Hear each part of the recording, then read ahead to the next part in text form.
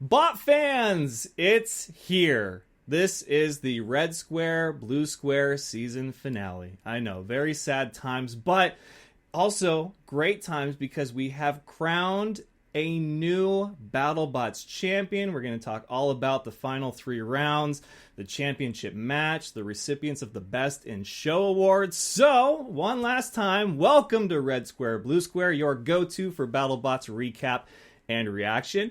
I'm Richard Tiemann, and tonight's guests, they're great. We brought back one of my favorites, and then we've got a brand new face on here, so a perfect mix. Some of you probably like them and are a little bit mad at them, all for different reasons, but it's great. It's a good mix. I love it. I really do. So, before we get into it, remember, one last time, John? Warning, this episode is full of spoilers, so you've been warned. Here we go. In the Red Square, we have the man who, turn up your volumes because he doesn't speak above a whisper. It is the bot whisperer himself, Pete Abrahamson. Welcome, Pete. How are you? I am very good. After tonight's episode, I am ecstatic at the product we produced for a show. It was phenomenal. This was such a great ending for this show. It really was, and there's so much to unpack, and it seems like that's how we started. You were on the first episode of Red Square, Blue Square. You were in the Blue Square, had to put you in the red one this time. I don't want you to have any bias towards one color square over the other. So we've got you now, one in each.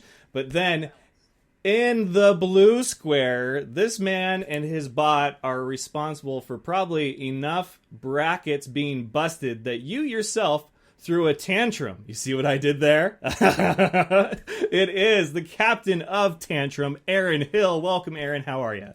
I'm doing pretty good, and I'm not sorry about people's brackets. Pretty happy about it.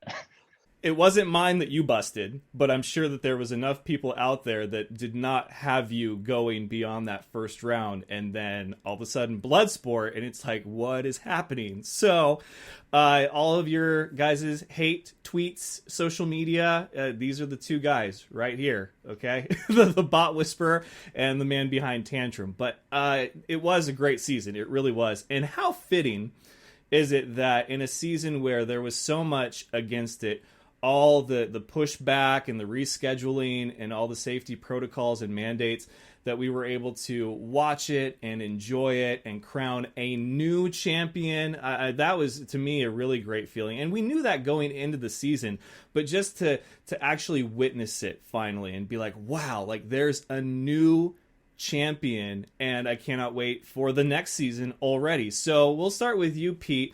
As part of the cast now, the talent, you get your own trailer and everything. Don't throw that word around. That's just way too strong of a word. Talent.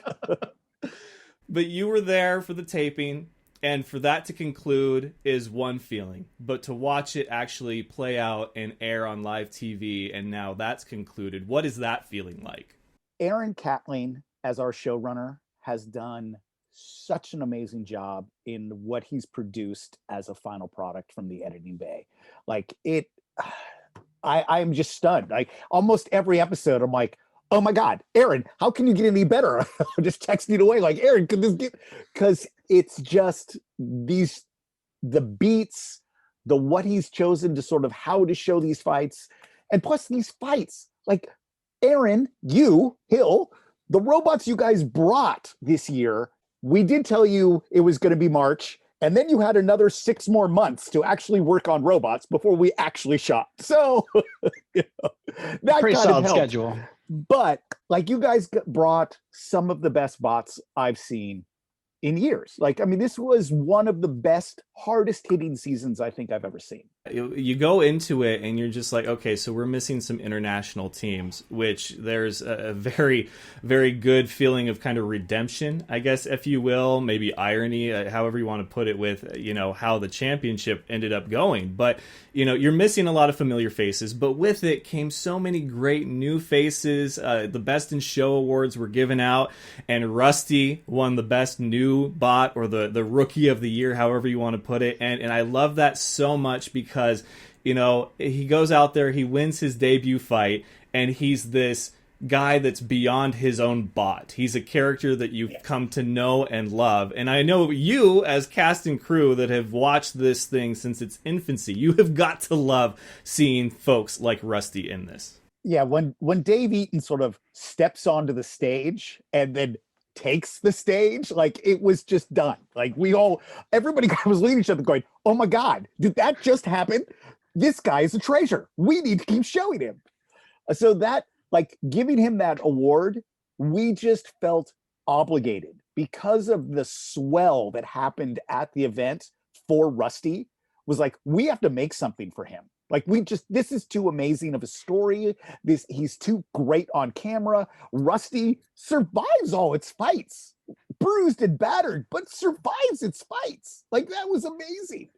And so you couldn't believe how much work it took just to go out and find that nut to be able to weld it and put it together. Like, we searched out all over Long Beach. We were looking like Maritime and trying to find shipyards that had big giant bolts and nuts. And like, this was, somebody brought in something and said, okay, I found this for you. Great, weld that together. We'll make an award. So is it safe to say that because they renamed the best design fitting to the late Grant Imahara, and I love that Greg and you guys did that. It really is kind of, a tribute to a great man in the sport. But with Rusty, with Dave Eaton, is it the Rusty Award or is it the Dave Eaton Award, or is it still going to be the Rookie Award? I mean, come on. Yeah, I mean, we're going to probably have to now make a yearly Rookie Award, but this was because of Dave was so much of a star himself what he brought to the show. Well, let's go ahead and talk with you a little bit, Aren, because you weren't just cast and crew, you were in it. And you were in the tournament, you were busting a lot of brackets, you were turning a lot of heads. After that first fight that you guys had, a decision over Sawblaze. And I just got done telling Jameson Go on the last episode of Red Square, Blue Square that, the top 3 drivers, in my opinion, this season anyway, not just over the history of BattleBots, but this season was Matty Vasquez, JMO, and then I think Adam Wrigley from Shatter. And you outdrove one of who I feel is the top 3 drivers. Like, how did you feel about that match, and then looking back at your season as a whole? Like, did it just keep getting better for you? I'm going to rewatch that match so many times. You certainly should. I'm not going to lie. Like, I'm going to watch it a lot. I mean, the robot did everything it was supposed to. It everything, bam, worked. And you put it where it needed to be every time. Yeah, thanks. Like, we got hours and hours of practice. A lot of the things, there's a couple of moves in there, I'm like, that would not have happened if I had not practiced. And it was, you started to get scooped. Whoop, back off into spin, like, pulled off 2 of those quick succession. It's like, all right, that would not have happened, and that entire match would have went differently if I hadn't done that. Something that was crucial that between that fight, both Sawblaze and Tantrum require ground control and to win, right? To make your weapon hit, you have to be under the other robot. Sawblaze has to have somebody in the scoop for him to come down on.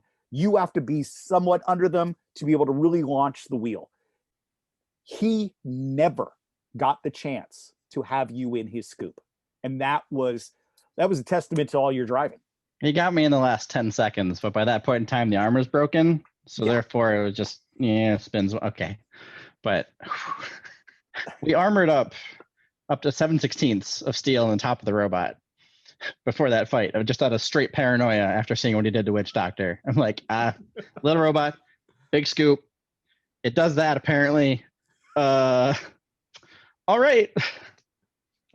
It was a great fight, and I was just in such awe the whole time. I was like, this is happening. Like, this is really happening. And the design of your bot, I think, really goes either unnoticed or underappreciated, because your weapon is unique in the sense that, okay, it's a vertical spinner, we get it, but it doesn't just sit there and spin. It comes out at you. It's like a jab, like a boxing jab, and it has to pick the spot to do the most damage. It can't just hang out there like Endgame, which, okay, we'll talk about them because that's still a great design, but it's just different, And for you guys to be the size that you are, a more compact size, but yet have the control that you did. I have never seen Sawblaze get pushed around like that, and that was impressive in itself. So I don't know how the internet's been reacting, if you've seen, but would you say that you guys have finally, gained or earned the respect of the BattleBots community, not just being in the tournament,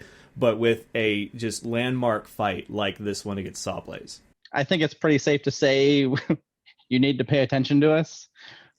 If you don't, depends, I don't know what your bracket looks like. Not safe. It's funny because Aaron, in my AMA I gave for Reddit last week, one of the questions that was asked was, what is the most overrated and what is the most underrated robot?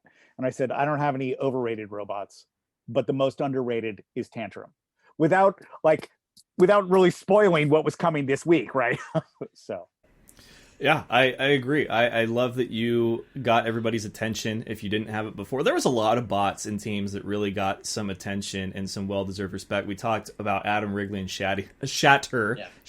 Adam Wrigley and Shatter the last several episodes just because of the phenomenal driving and the design. And they were in a fight against Endgame, and that was the second fight of the night. Endgame does defeat Shatter by knockout, and that was just wow. I haven't seen... Again, a bot like Shatter, who has normally been in control, was getting tossed around just like Sawblaze was by you, Aaron, in Tantrum. So you guys have just really made your mark. I cannot wait for next season because I think obviously the committee will notice this and give you guys some probably harder opponents, which is the damned if you do, damned if you don't kind of thing in the world of BattleBots. But bring it on. We like the challenge. But hey, real quick, before we get too far into the card and the championship, bravo, both you guys. A round of applause to Tantrum and its season, and Pete for whispering us into a better understanding each and every episode and each and every week. You guys just really, really bravo. Great job on a season well done. Let's get into the card. It started out with one of the craziest things I think any BattleBots fan will ever see. There's 3 minutes in a match, and this bot spent the better amount of that time on fire. How fitting is it that it was Black Dragon? But let me tell you, would you believe me if I said that they won by decision? Unanimous decision. That's right. Black Dragon over Ribot. Craziest thing you'll probably ever see out there in the BattleBots. Pete, what you're sitting there ringside and you're watching this unfold. What is going through your head? Well, I'm always sort of looking at it going, okay, I've seen a lot of bots on fire be able to run because maybe they've done some things with like separating weapons power versus drive power, which was obviously what was going on. It was just the weapon that was on fire. And I'm like, my first thoughts are always, okay, is that speed controller? Is it battery? And I'm like making mental calculations like, okay, it's going to be about maybe 30 seconds is all they got. And then we're going to see another pop and that's going to be it. Imagine Fusion sitting on top of Tantrum. Pop, right? But done. This one, they had done such a good job with compartmentalizing their robot that weapon battery burnt down to just plastic slag inside that shell and never affected the rest of the bot. That is a testament to redundant systems and reliable systems, and thinking that through of like, you know what? Batteries pop every now and again. Maybe we shouldn't put them all together. Like, we don't want to fuel the fire. So it blew me away. But you watch that fight, and even if you just removed Flame from the equation, they still kicked Ribot's ass. Like, they just drove Ribot around, and Ribot never really got very good hits on them. So I mean, it was them all the way. Yeah, Ribot is another team that I felt really made their mark this season as well. I made the joke last episode of Red Square, Blue Square that I was like, when I first saw it, I was like, oh, that's cute. And now it's like, it's not cute anymore. Like, it's a very dangerous bot. And it was great to see them. I was sad, honestly, to see their tournament run come to an end. They were the highest seed still remaining in the tournament at number 20. But Black Dragon, man, Ray said, and he said it perfectly, that seeding doesn't matter in this thing. Like the seeds are meaningless. There were 32 this time instead of the regular 16, so you have even more meaningless seeds out there. But of the final 8, there were still 5 from the top 10, including number 1 Hydra. 3 that were, from 10 to 20, but there were none between 10 and 15, which I thought was interesting, and then there were none whatsoever from 21 to 32. So it matters, but it doesn't, because Black Dragon, I thought, was seeded appropriately, but they almost could have been higher, and here they go in and they just make a mess out of Ribot, who I think a lot of people felt their win over Uppercut came with kind of an asterisk to it. So it all kind of works itself out in the end. But, Aaron, let's hear from you as somebody who was seeded a little higher. One, what did you think of your seed when you found out? And 2, looking back and tonight, do you think that the seeds matter?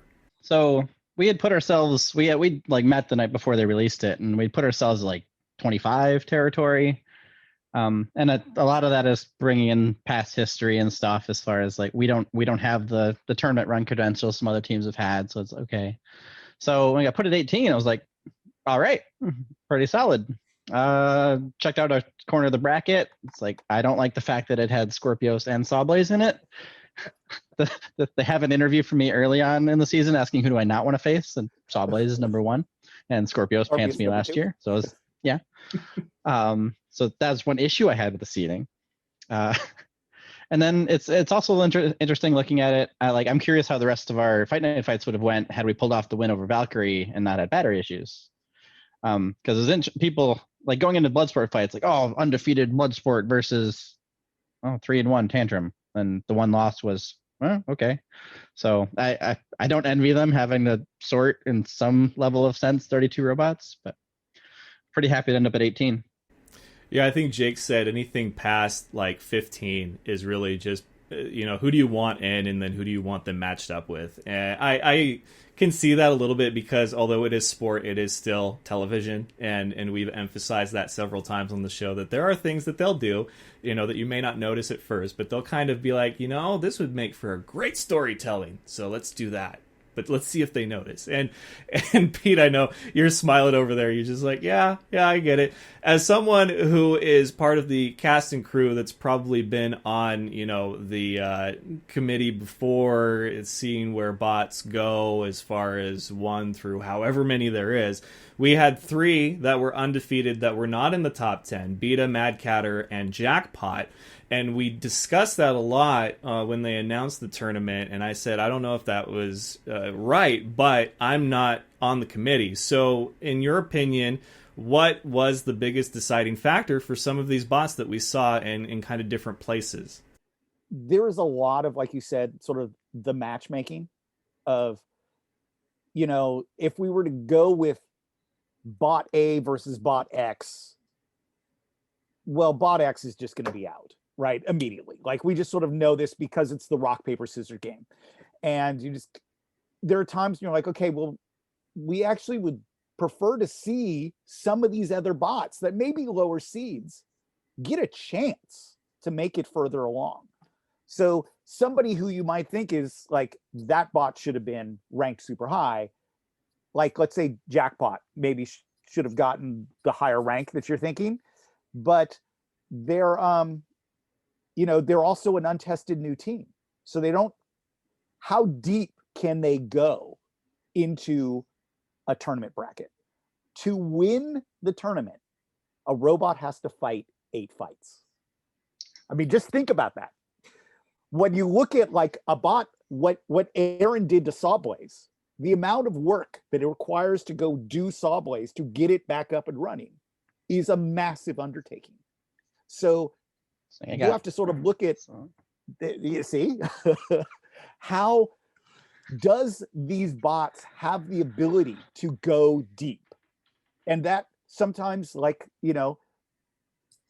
was Jackpot, even though it had some really great stuff in the beginning, is it going to be able to go deep? We don't know. Were you on the committee? Like, I feel, did that role change with you being talent now? Like, where have you ever been? Like, what's your I history? could neither confirm or deny that I've ever been in the same room or around any of the committee or He's am part on of it. any decision making. He's on it. Wow, that is such Actually, a talent answer. If you listen to Behind the Bots, there's an episode with Greg that he basically outs us all.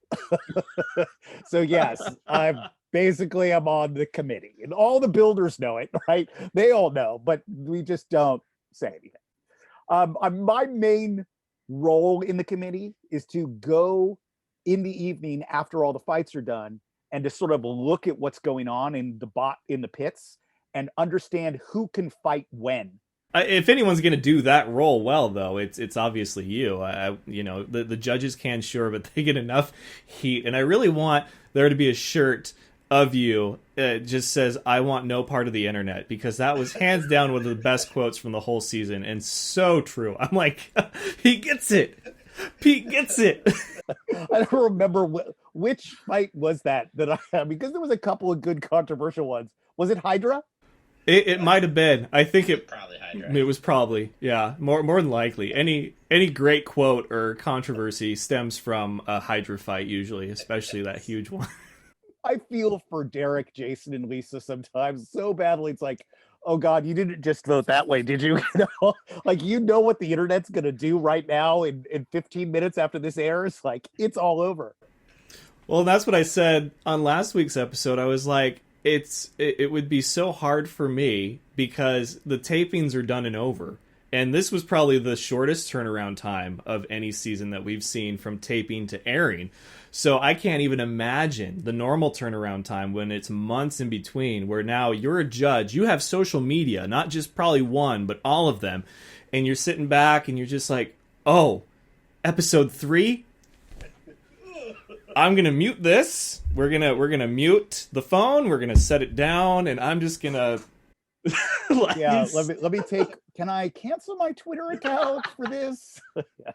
Zoe and Chomp, the 500-pound walking bot, they won the best design, the Grant Imahara Award.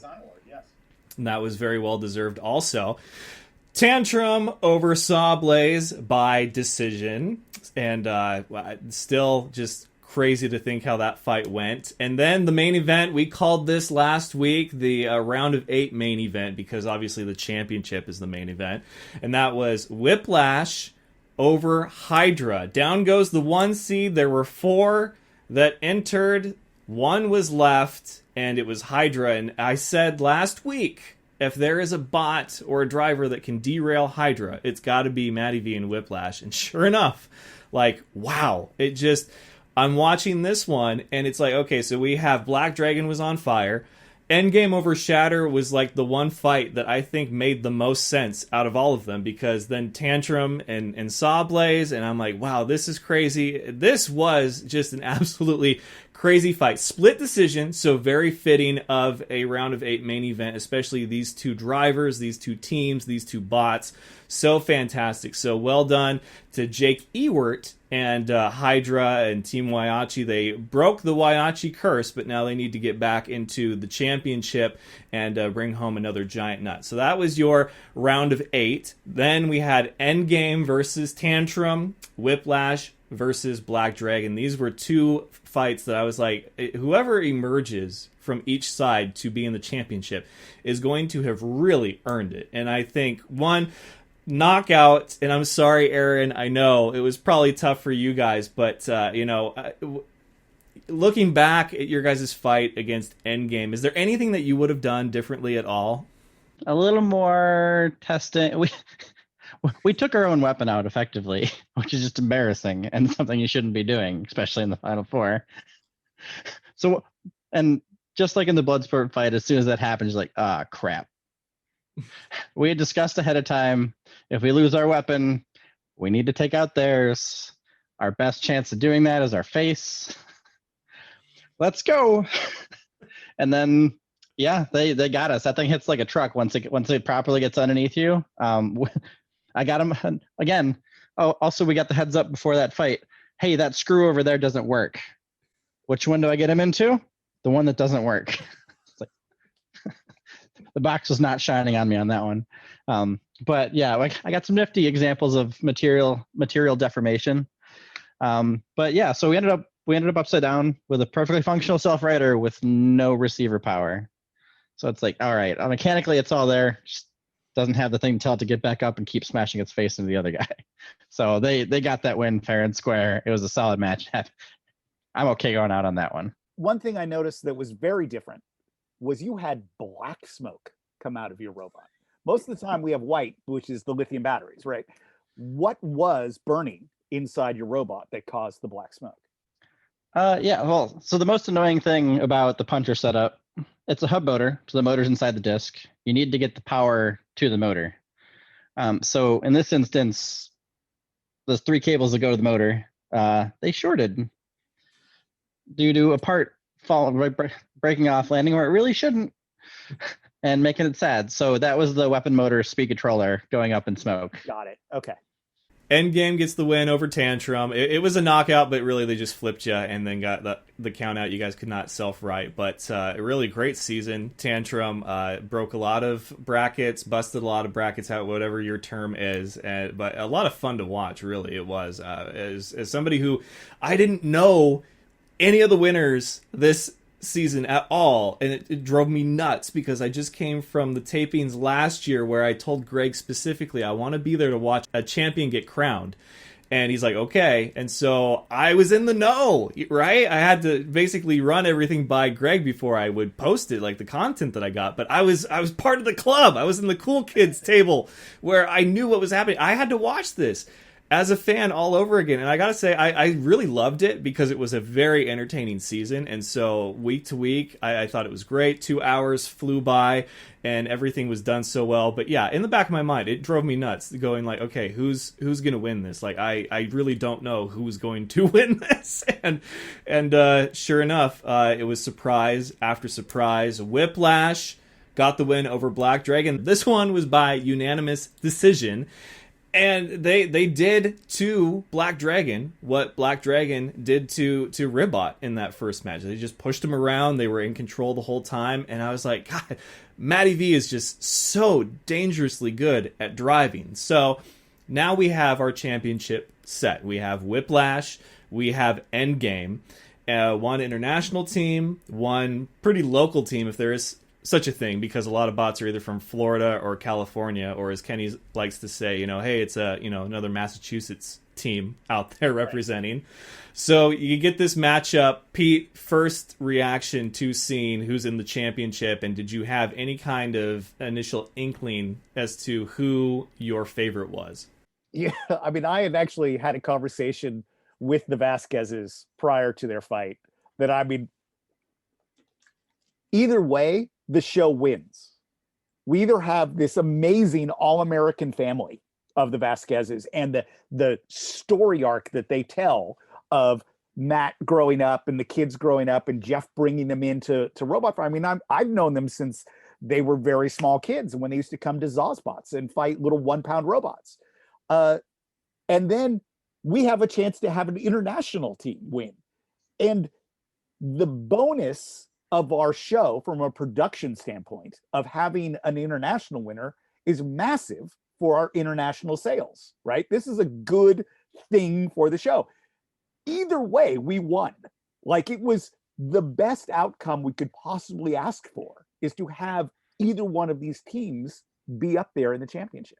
It was such a, like, I was just out of my head, so excited to have both of them going. I was wishing for Whiplash in my own heart because I wanted to see Matt get it. But I was just as excited and leapt out of my chair when Endgame popped them out of the arena. So it was a great no matter what.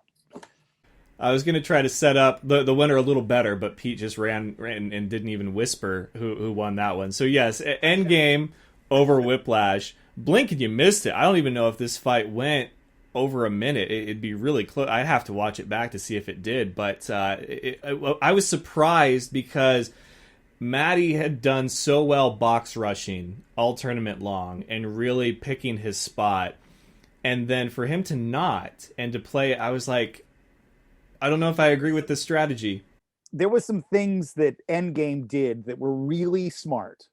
One is the longer forks allowed them to get, and even though they're kind of flimsy, for dealing with a bot such as Whiplash, they could just at least get those under, which if Matt can't get under you with the scoop, Matt's kind of hosed, right? It's like it's a tough shot for Matt. And the fact that they were able to get under Matt, and then especially the one hit, which I think is right in front of the drivers, where Matt gets pushed against the wall and Endgame comes right in between the weapon, and he just shreds all the weapon motors underneath right there. Like that was it. That was the killing blow. Like Matt knew too. He was like, okay, we're just a driving box right now. That's all we got. For you guys that are watching that are thinking, it was pretty evenly matched, I will admit I gave the edge to Whiplash, and here's why. Without telling you what seeds anybody was, Endgame's path to the championship went through Perfect Phoenix, Rotator, Shatter, and Tantrum. Now, Rotator, very well-known bot. Victor Soto is a brilliant engineer and driver in the world of BattleBots. Then Shatter was on a hot streak as well. And Tantrum, you guys were busting everybody's brackets and making everybody throw their own tantrums at home watching. But Perfect Phoenix, they were a rookie, tutelage by Ray Billings, okay, sure, whatever. But these were all bots that were kind of coming into their own and getting hot at the right time. Where Whiplash, their path to the championship, huge. They got a history there. Everybody knows John Schultz, and that bot is just amazing when it wants to be, and it had been for the fight to get in, and then we thought maybe this could be the one that they get over on Whiplash. But then they had Valkyrie, the number 1 seed Hydra, and then Black Dragon. Like, that to me would be the tougher road of the two. Like, who emerges from that is going to be my clear favorite to win this. And it was over by knockout. But before you could even really get the kill saws or anything going. And I just thought that was so impressive by Endgame, but just such a surprise. And yes, that leads me to my point from the beginning of the episode. How fitting is it that there were so many international teams that could not be there to represent their respective countries around the world, that an international team won it kind of for them. I truly believe that this one was for all the international teams that couldn't make it because of the pandemic. So well done, Endgame. Way to bring it back to New Zealand and represent all the international teams that, proudly represent in BattleBots year after year. Right on the money with that. Something going back to Endgame and Jack's driving, something that was important to notice was watching him fight Tantrum and the gyroscopic precession that I got him a couple times. Spinning the motor so high that they lift, right? He did not do that. They slowed down for Whiplash, and they pulled a Paul Ventimiglia by sitting in the middle and just keeping pointed right at the other bot. I'm not going to move. I'm going to sit on a turntable and wait for you to come to me and then pop you. Some instances in practice of just having a robot sit there and spin, and that one has wedgelets and you don't. And that is like the hardest thing to get around to the side of. Like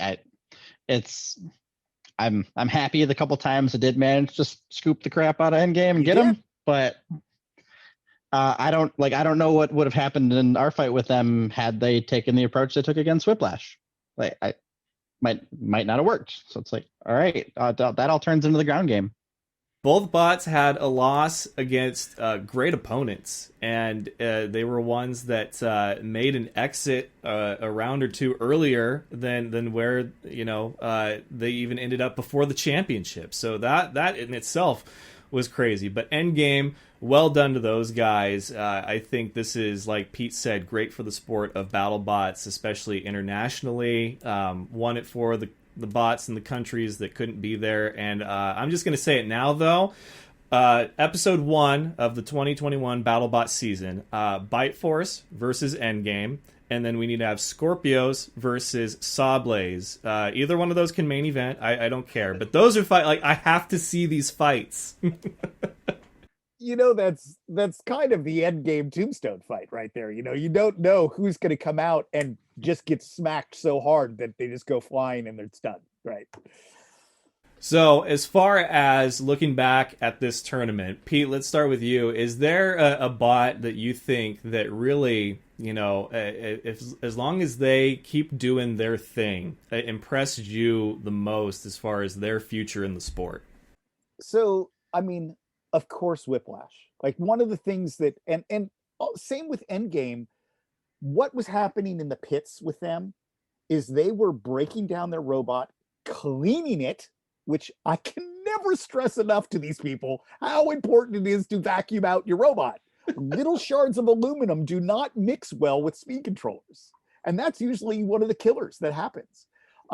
But pit etiquette, how they dealt with their bot in the pits was so important. And it was happening on, like they were right next to each other in the pit area. Mm-hmm. And they would strip their bots down and clean them out and check everything, look at inside of a motor. Oh, is this motor working well? We got a cracked magnet. Better change that out. Those kind of things. They were really diligent in that way. And that's how you win. Fights are won in the battle box. Tournaments are won in the pits. So that mentality is how you kind of win. I mean, Kraken, like the evolution of Matt 3 years ago to where he is now blows my mind all the time. And he's another one that's like, you always joke about the selection committee. It's like, well, who gets the hardest path? Oh, Kraken. Why? Because Matt will do anything for us. All you have to do is say, we're going to give you Tombstone. I'm going to then give you Bite Force. And now we're going to give you Endgame. He'd be like, I'm down. Let's do this. Sign me up. So I said a few weeks ago on the episode with Zach and John that I thought, and this didn't make the final cut for the episode, that if there was a Bot of the Year award, I would go with Kraken just because every fight they had was entertaining. Most of them went, I think all of them actually went the distance, and they were a bot that is so true to what they are. They refuse to change, just make it more badass and more improved season after season. And I love that about Matt and his crew, his family, really, that make it all come together year after year. And another one after the tournament, I would say is Shatter, just because it's a hammer bot. Between them and Hydra, you had all some kind of spinner in the tournament, which we've all aired our grievances about how it's becoming an all spinner league or sport or whatever, but not anymore. So I think Shatter and Kraken really could be bots of the year, just with how great they had both their qualifying rounds or fights. And then, their tournament. Adam Wrigley, great driving, advanced in the tournament, bot nobody wanted to face. And then Matt and Kraken, really could have gone one of several ways. He could have been easily 3-0 as opposed to 1-2. I think, there's a lot of promise for both of those two. And that's what I like. I want to see more of that outside the box. We're going to pick a thing that's us, and we're going to do it. We're going to do it well. I really appreciate it's like step one, make a terrible decision based on the current metagame. Okay. Step two, work your ass off until it works. I am completely on board that train. Never getting Aren, off. You've been there since day one on that train. Yeah, don't start with it, by the way. You rolled in and said, here's the train I'm supposed to be on, right? It's not working right now, but we're trying real hard. We'll keep working on it. Now that everything is finalized, you guys, again, stellar job. So much fun to watch. I can't wait for the next season. Hopefully we can welcome back all the familiar faces from around the world. There was a lot missing. But really, considering everything, I don't think you could have scripted it really any better. And I tweeted at the BattleBots account, because I know that Greg is usually the one running that and he probably has the answer. But Pete, since we have you here, you look at the 8 and then the 4, and I think with the exception of Jake Ewert, and probably not by much, was this the youngest collection of captains that BattleBots has seen at those stages in the tournament, the 8 and then the 4? I got informed in the final 4 that the average age was 25, which means I'm the old fart. I'm 30. Wow, so, I had not even heard that metric. That's impressive. Like, I didn't realize that, because usually you bring up a really good point, is the old grizzled vet is the one that generally like wins in some way, right? That is impressive that we had one of the youngest top 4, top 8 tiers. I'll have to remember that. That's got to make you feel good going into the future of the sport, though, that, you know, I realized that obviously Paul wasn't there with Bite Force, so we were guaranteed a new champion, but you looked at the rest of the field. I mean, Don Hudson was still there with Lockjaw. Ray Billings, of course, was still there. I mean, you had a lot of veterans that had been in the sport for a long time that could have easily made a mess of things for a lot of these different teams, but neither of them made it past the second round. And that is, I think, in itself really impressive that you had so many young and hungry teams that I think are really starting to figure it out and hit their stride.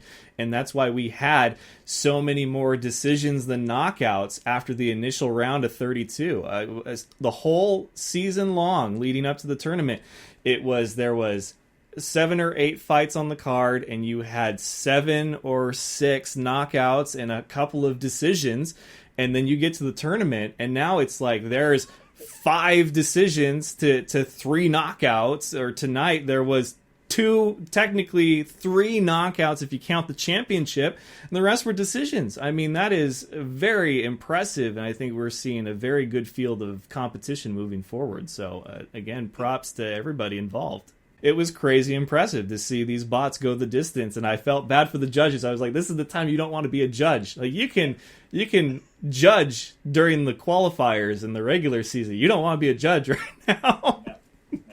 All right, bot fans. Well, that will do it for our season finale of Red Square, Blue Square. I know. Just like that. Season 6. Blink and you missed it. And season 2 of Red Square, Blue Square, okay? Like, this has been so much fun. And Pete, I'm so glad that you were able to be here for the first episode and now for the final one. And Aren, you've been a real treat. Like, you guys, everybody over the last 12 episodes has been so much fun to get to know and talk. And yes.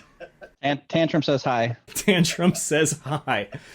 But like with every show, there is a season and then there is a postseason. So at this moment, I'd like to invite both Nick and Jack of Endgame to be special guests on a championship edition of Red Square, Blue Square. So if you guys know how to get a hold of them, or if they're watching, please get a hold of me. Let's bring you on, put you in each square, and let's just talk about how it feels to be champions. We can queue up Queen and everything, and we'll make it a good time. Thank you all. The fans, really, you guys have been so great subscribing to the Fan Show's YouTube channel and sharing it, and all the guests over this season. So again, Aren, thank you so much for being here for this last regular season finale of the show. And then Pete, of course, always entertaining. Thank you so much. Thank you.